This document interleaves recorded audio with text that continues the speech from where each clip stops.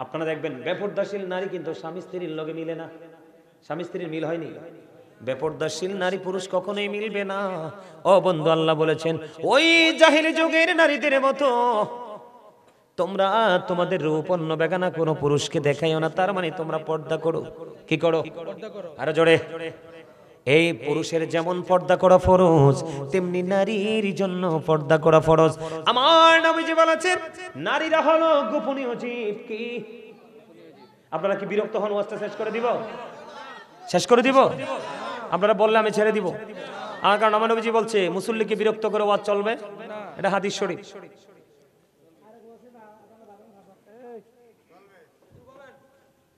আমার নবীজি বলেছে, আমার দিকে তাকানো বন্ধু, নারীরা হলো গোপনীয় জীব। কি জীব? কথা বলেন না কেন? আমার দিকে তাকান, পিছনে কি হচ্ছে দেখার দরকার নাই। নারীরা হলো গোপনীয় জীব। তারা যখন গোপন জায়গা থেকে যখন প্রকাশ্যে আসে, তার মানে পর্দা ছেড়ে যখন তারা বাইরে আসে, শয়তান তখন তাদেরকে দেখে উকি ঝুঁকি দেয়।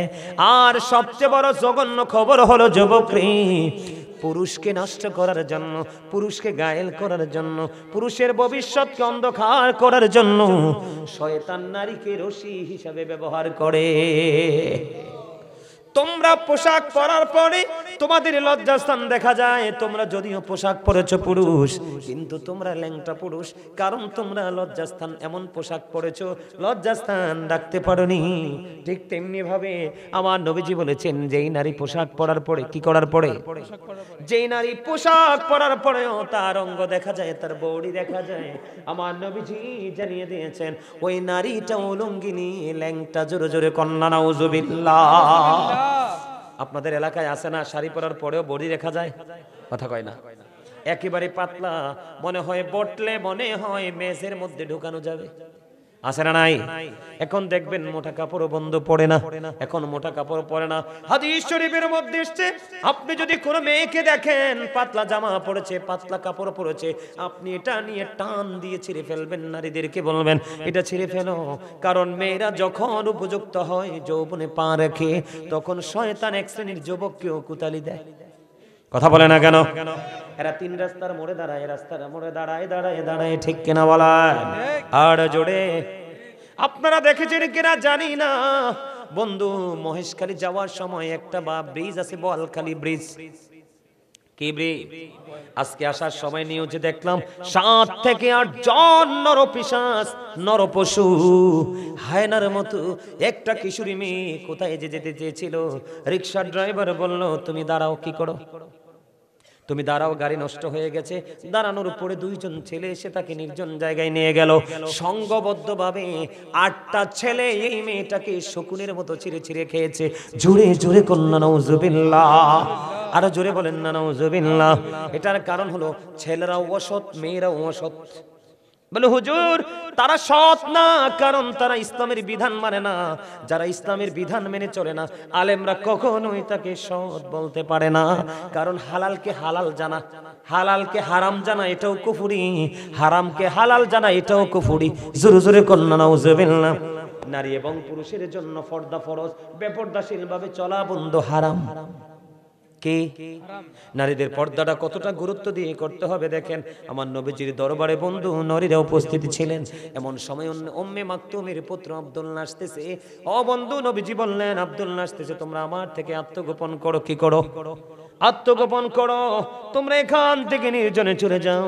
তখন ওই নারীরা বললেন ইয়া রাসূলুল্লাহ, উম্মে মাকতুমের পুত্র আব্দুল্লাহ তো অন্ধ।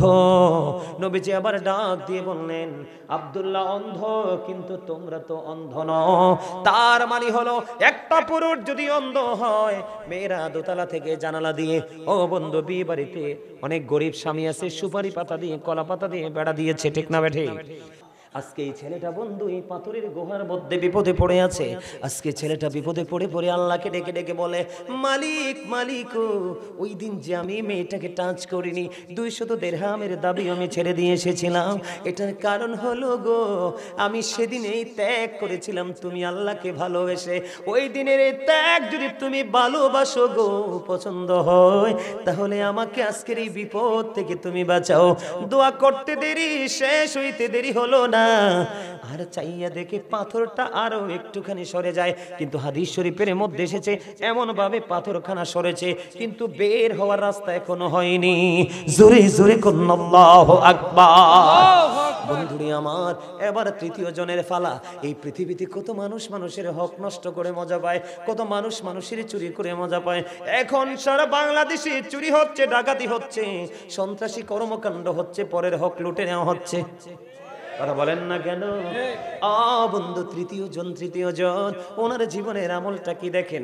ওনার বাড়িতে একজন কাজের লোক কাজ করতো। কি করতো? একটা কাজের লোক বন্ধু কাজ করতো। সব শ্রমিক কাজের পারিশ্রমিক নিয়ে চলে গেল। কি নিয়ে চলে গেল? সকল শ্রমিক কাজের বেতন নিয়ে চলে গেল বন্ধু, কিন্তু একজন শ্রমিক কাজের বেতন নিলেন না। কাজের বেতন না নিয়ে বন্ধু ওই শ্রমিক চলে গেল। যাইতে যাইতে যাইতে যাইতে বন্ধু দিন চলে গেল, মাস চলে গেল। হঠাৎ একদিন ফিরে আসলো। এসে ওই কাজের লোক তিনি তার মনিবকে ডেকে ডেকে বলে, মনিব, আপনার মনে আছে কিনা একটু খেয়াল করে দেখুন, আপনি আমাকে চিনতে পারেন কিনা একটু খেয়াল করে দেখুন, আমি আপনার বাড়িতে কাজ করেছিলাম, ওই কাজের বেতন তো নেইনি। মনিব, আপনি যদি খুশি হন আমাকে আমার এই কাজের পারিশ্রমিকটা দিয়ে দেন। এই কথা বলার পরে বন্ধু এবার কি করলেন? ও বন্ধু রাখাল, ওই কাজের লোক, ওই কৃষক, ওই ফার্মার যখন আসলো, ওই তৃতীয় লোক হলো ওই ব্যক্তি, ওই মালিক, তিনি বললেন, তুমি মাঠের দিকে তাকায়া দেখো, ওই মাঠের মধ্যে যতগুলো পশু আছে সবগুলো তোমার। আপনি কি আমার সাথে মজা করছেন? না না না রে, আমি তোমার সাথে মজা করব কেন? আমি তোমার সাথে কোনো মজা করছি না, এটাই বাস্তবতা। যেদিন তুমি আমার কাছে মজুরিটা রেখে চলে গিয়েছিলে, আমি সেই দিন এই মজুরিটাকে ইনভেস্ট করেছিলাম, বাড়তে বাড়তে বাড়তে বাড়তে আজকে বৃহৎ আকার ধারণ করেছে।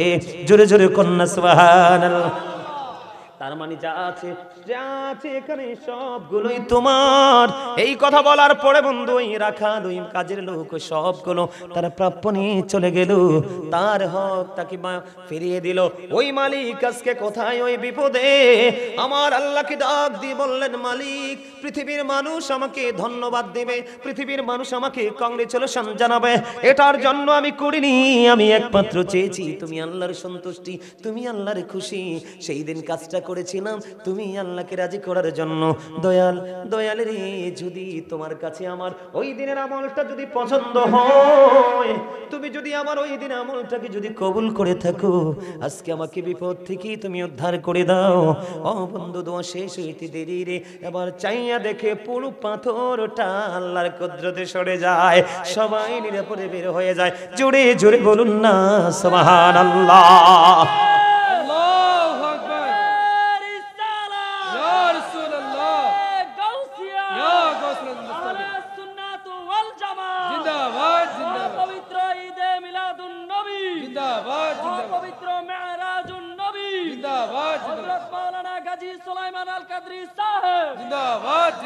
মারহাবা বলেন। মজা লাগছে নি?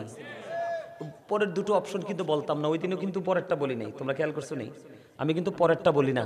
মা বাবাকে নিয়ে আলোচনা প্রথম যে ফার্স্ট টাইম যেটা স্টার্টিংটা সেটাই বলে শেষ করি, কিন্তু আজকে কেন বলেছি এই কারণে, কারণ এখনকার মানুষের কিন্তু ম্যাক্সিমাম মানসিক ক্যারেক্টারলেস, চরিত্রহীন। ঠিক না বলেন? এবার বিবাহিত বলেন, অবিবাহিত বলেন, বিবাহিতরা চরিত্রহীন হয় কেমনে? ঘরে বউ রেখে অন্য নারীদের সাথে ওঠা বসা। ঠিক না বলেন? আরো যারা বলেন। আর যারা অবিবাহিত তারা ক্যারেক্টারলেস হয় কিভাবে? বাবা মা সময় মতো বিয়ে দেয় না, গ্রাজুয়েশন করতে হবে। তুমি কি বেকুব? গ্রাজুয়েশন করতে করতে তো ছেলের যৌবন ভাটার দিকে চলে যাবে, তখন তুমি বিয়ে দিয়ে কি করবা? আর এটা এমন একটা দেশ, এই দেশে কিন্তু ছেলেদের গ্রাজুয়েশন করার পরে চাকরি হয় না। ঠিক কিনা বলেন? সমস্যা আছে না নাই? আরো জোরে বলেন। আমি আর অন্যদিকে বন্ধু আরেকটু আলোচনা করবো, এদিকে তাকান।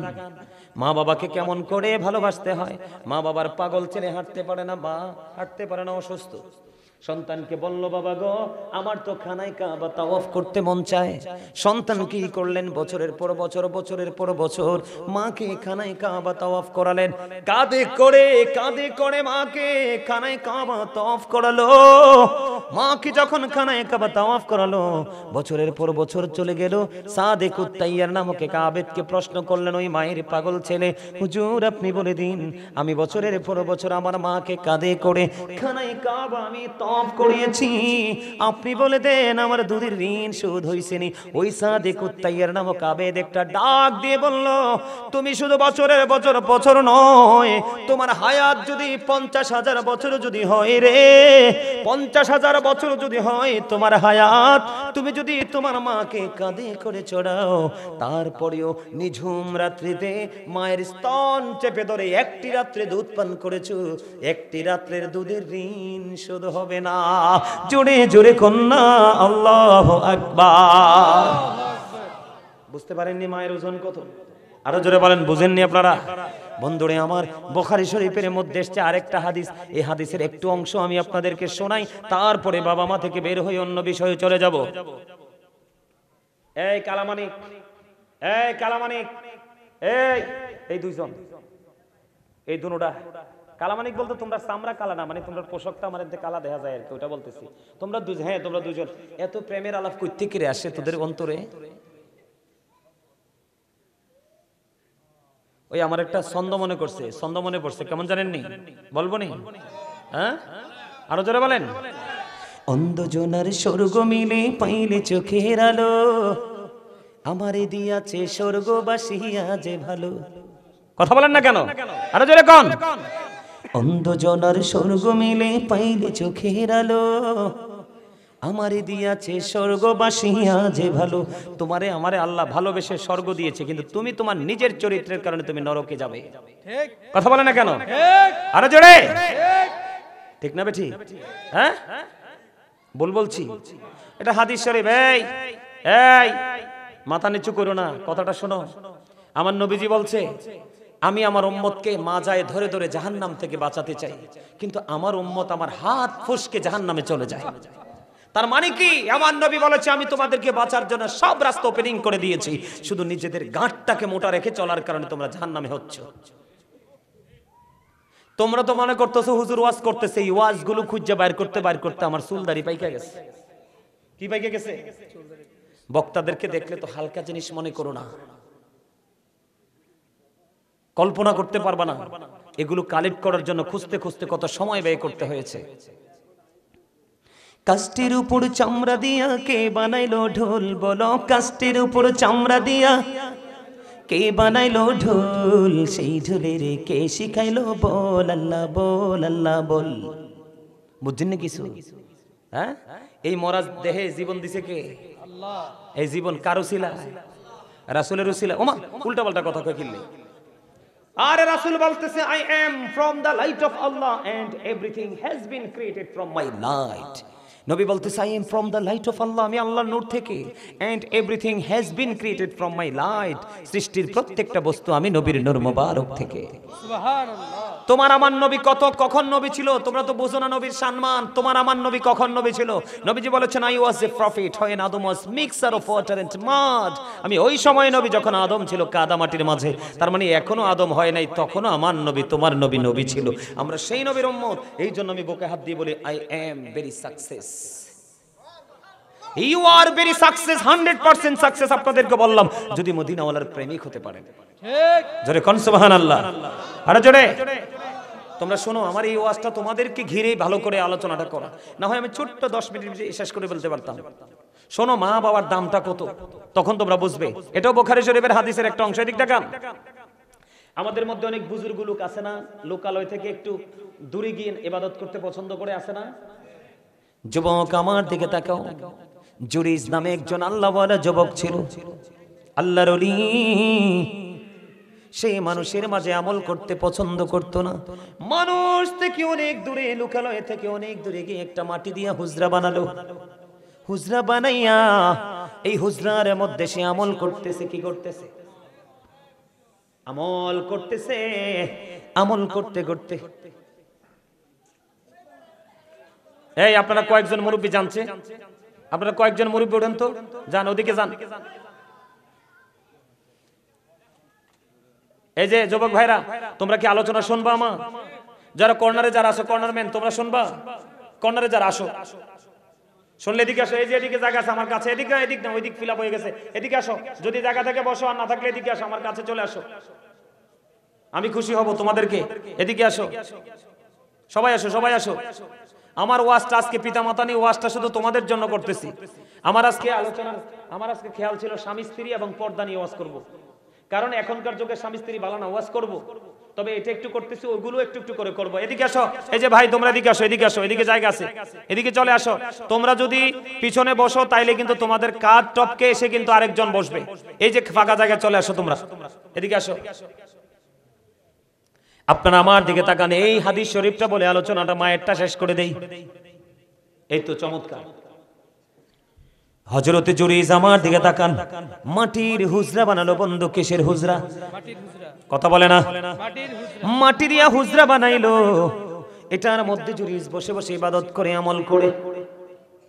একদিন খেয়াল করে জুরাইজ নামাজরত অবস্থায়, কি নামাজরত অবস্থায় তাকবীরে তাহরিমার পরে কিন্তু কোনো কাজ করা হারাম, একবারে টোটাল হারাম। নিয়ত বেঁধে নামাজ পড়তেছে। যুবক তোমরা শোনো রে, পৃথিবীর মানুষ যদি তোমার মাকে কালা বলে, পৃথিবীর মানুষ যদি তোমার মাকে মাজুর বলে, পৃথিবীর মানুষ যদি তোমার মাকে বেয়াদব বলে রে, কিন্তু পৃথিবীর মানুষই যা ইচ্ছা তাই বলো, তাতে কিচ্ছু আমার যায় আসে না। আমার কাছে সবচেয়ে বড় পরিচয় হলো ইওর মাদার। তিনি হলেন তোমার মা না আমার মা, মাই মাদার। ঠিক কিনা বলে? সবচেয়ে বড় পরিচয় আমার মা। ও বন্ধু, মা শব্দটা এত মধুর। মা শব্দের প্রথম হরফ কি? মিম। বাংলাতে বললে ম। ম দিয়ে কি হয়? মা হয়। ম দিয়ে মদিনা হয়। ঠিক কিনা বলেন? আরো জোরে বলেন না। ম দিয়া মধু হয়। ও বন্ধু, ময়ের রহস্য খুঁজে বের করো। ময়ের মধ্যে আছে শুধু প্রেম। জোরে জোরে কন্যা সুবহানাল্লাহ। বন্ধুরি আমার, এবার আমার দিকে তাকান। মাহফিল লিখতে প্রথম লাগে কি? কথা কয় না? মাহফিল নিয়ামত না কিয়ামত? মসজিদ লিখতে প্রথম কি লাগে? এবার বোঝেন ময়ের মধ্যে কি আছে। আল্লাহু আকবার। বন্ধুরি আমার, মিমের মধ্যে কি আছে, ময়ের মধ্যে কি আছে? অত্যন্ত মধু। জুরাইজ নামাজ পড়তেছে যুবক রে, নামাজরত অবস্থায়। এবার মা যাইয়া ডাকে, বাবা জুরাইজ, আমি এসেছি তোমার সাথে দেখা করব। এবার জুরাইজ তো নামাজ নিয়ত বেঁধে ফেললো। এবার জুরাইজ আল্লাহকে ডেকে ডেকে বলে, আল্লাহ আমি কি নামাজ চালাবো নাকি আমার মায়ের ডাকে সাড়া দিব?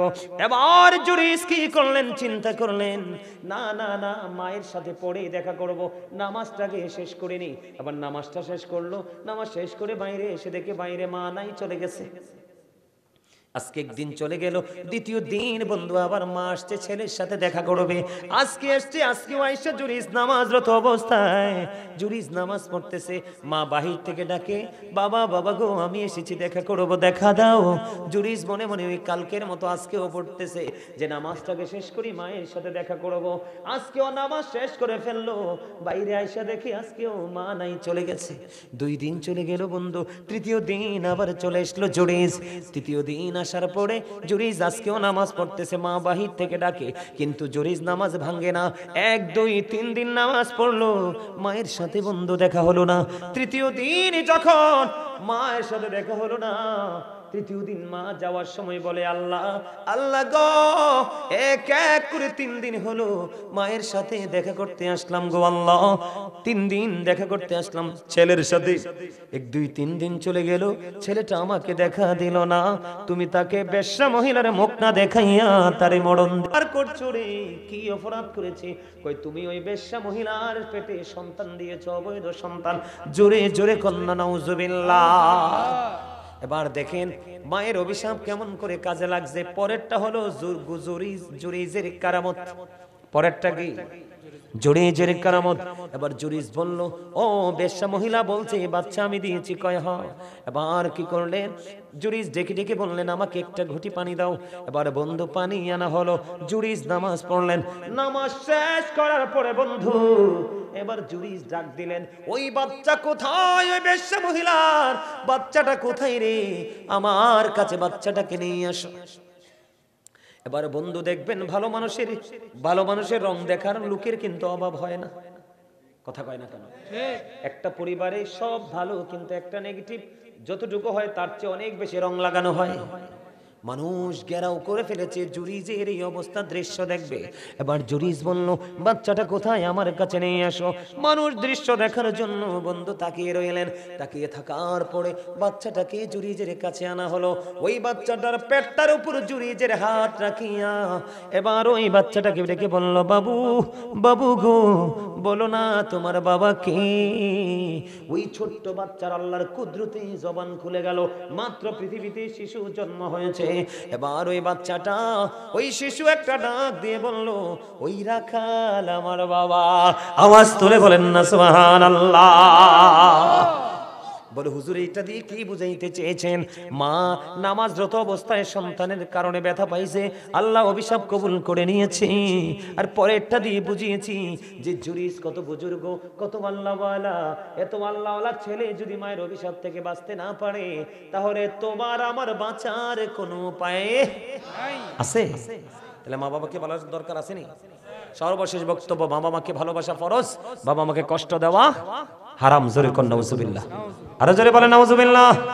তাহলে আমরা বাবা মাকে কষ্ট দিব নাকি ভালোবাসবো? আরো জোরে বলেন ভালোবাসবো। এবার একটু পর্দা নিয়ে আওয়াজ করবো, শুনবেন নি? শুনবেন? কিন্তু পর্দা শুধু মহিলার পর্দা না, পুরুষেরও পর্দা আছে। কি আছে? আমি একটু পর্দা নিয়ে আলোচনা করব বন্ধু। এখনকার স্বামী স্ত্রী উলঙ্গ, ঘরে উলঙ্গ, বাইরে উলঙ্গ, রাস্তায় উলঙ্গ, দোকানের সামনে, চৌমনে, প্রত্যেকটা প্লেসে উলঙ্গ। বলে, হুজুর কেন বললেন? আমি আজকে পুরুষের পর্দা দিয়ে শুরু করব, শুনবেন নি? আল্লাহ রাব্বুল আলামিন তিন ধরনের পোশাক বান্দা ইমানদার পুরুষের জন্য দিয়েছে। কয় ধরনের? একটা হলো লজ্জাস্থান ঢাকার পোশাক, যেটা কন্টিনিউ ধারাবাহিকভাবে পড়ি। দুই নাম্বার হলো বন্ধু সাজের পোশাক। কিসের পোশাক? সাজসজ্জার পোশাক, যেটা বিয়ে কোনো অনুষ্ঠানে পড়ে যাই, কোনো গুরুত্বপূর্ণ জায়গায় যাই। তিন নাম্বারটা হলো আল্লাহ বলেছেন লিবাসুত তাকওয়া যালিকা খায়র। এই তিনটার মধ্যে আল্লাহর কাছে সবচেয়ে উত্তম পোশাক হলো বন্ধু তাকওয়ার পোশাক। সুবহানাল্লাহ। কিসের পোশাক? তাকওয়ার পোশাক। কিসের পোশাক? কথা বলে না কেন? যুবক, তোমরা আমার কথা কি শুনবা?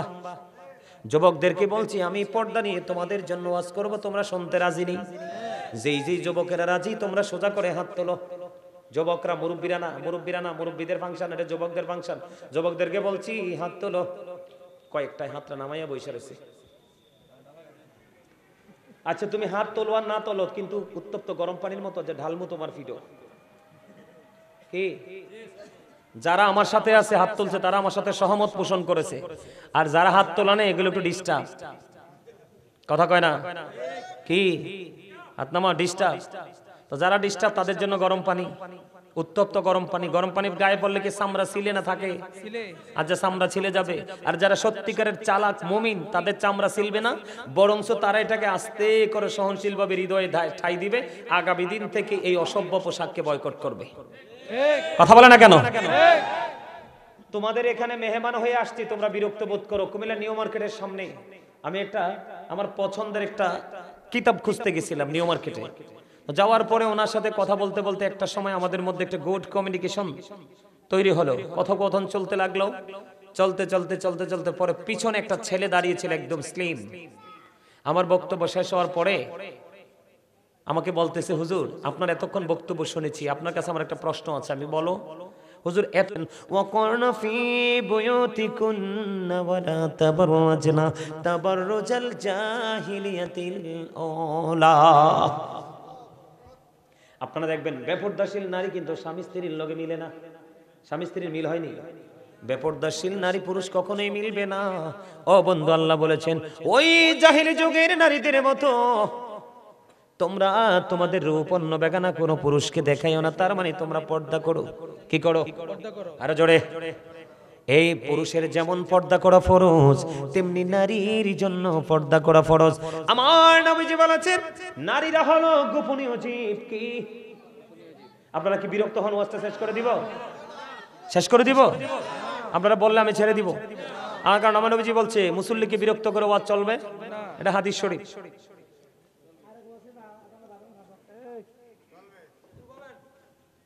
আমার নবীজি বলেছে, আমার দিকে তাকানো বন্ধু, নারীরা হলো গোপনীয় জীব। কি জীব? কথা বলেন না কেন? আমার দিকে তাকান, পিছনে কি হচ্ছে দেখার দরকার নাই। নারীরা হলো গোপনীয় জীব, তারা যখন গোপন জায়গা থেকে যখন প্রকাশ্যে আসে, তার মানে পর্দা ছেড়ে যখন তারা বাইরে আসে, শয়তান তখন তাদেরকে দেখে উকি ঝুঁকি দেয়। আর সবচেয়ে বড় জঘন্য খবর হলো যুবকরে, পুরুষকে নষ্ট করার জন্য, পুরুষকে গায়েল করার জন্য, পুরুষের ভবিষ্যৎকে অন্ধকার করার জন্য শয়তান নারীকে রশি হিসাবে ব্যবহার করে। তোমরা পোশাক পরার পরে তোমাদের লজ্জাস্থান দেখা যায়। তোমরা যদিও পোশাক পরেছো পুরুষ, কিন্তু তোমরা ল্যাংটা পুরুষ, কারণ তোমরা লজ্জাস্থান এমন পোশাক পরেছো লজ্জাস্থান রাখতে পারোনি। ঠিক তেমনি ভাবে আমার নবীজি বলেছেন, যেই নারী পোশাক পরার পরে, কি করার পরে, যেই নারী পোশাক পরার পরেও তার অঙ্গ দেখা যায়, তার বডি দেখা যায়, আমার নবীজি জানিয়ে দিয়েছেন ওই নারীটা উলঙ্গিনী, ল্যাংটা। জোরে জোরে কন্যা নাউজুবিল্লাহ। আপনাদের এলাকায় আছে না, শাড়ি পরার পরেও বডি দেখা যায়? কথা কয় না। একেবারে পাতলা, মনে হয় বটলে মনে হয় মেঝের মধ্যে ঢুকানো যাবে। আছে না নাই? এখন দেখবেন মোটা কাপড় বন্ধ পড়ে না, এখন মোটা কাপড় পরে না।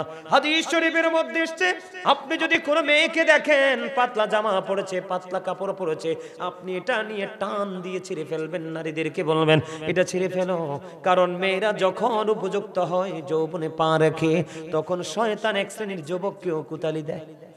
কথা বলে না কেন? এরা তিন রাস্তার মোড়ে দাঁড়ায়, রাস্তার মোড়ে দাঁড়ায় দাঁড়ায় দাঁড়ায়, ঠিক কিনা বলায়? আর জোরে আপনারা দেখেছেন কিনা জানি না, বন্ধু মহেশখালী যাওয়ার সময় একটা ব্রিজ আছে, বোয়ালখালী ব্রিজ। কি ব্রিজ?